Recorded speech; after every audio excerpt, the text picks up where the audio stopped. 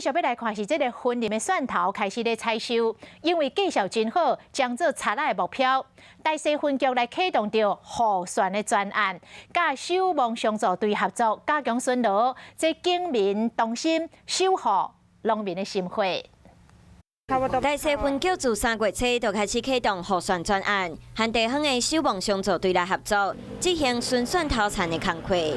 我们也感谢是那个守望相助队北五跟三星两队不定期的话，我们如果农渔牧的特产这些要收成还是平常的维护我们都有跟他们保持联系。在地守望相助队因为熟悉蒜头田，队员当中有人都是农民和警方共同来配合。我们的守望相助队不只收针对这个蒜头的部分，然后针对地方的安全我们北五跟三星都一样。当年到蒜头的采收季，就常常有农民的蒜头风头。这几年伫警民的共同打拼，案件是减少袂少，都是希望会当甲农民的心血守护掉。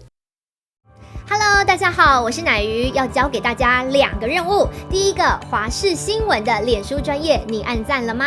还有华视新闻的 YouTube 频道，赶紧订阅起来，还要记得按赞，开启小铃铛哦。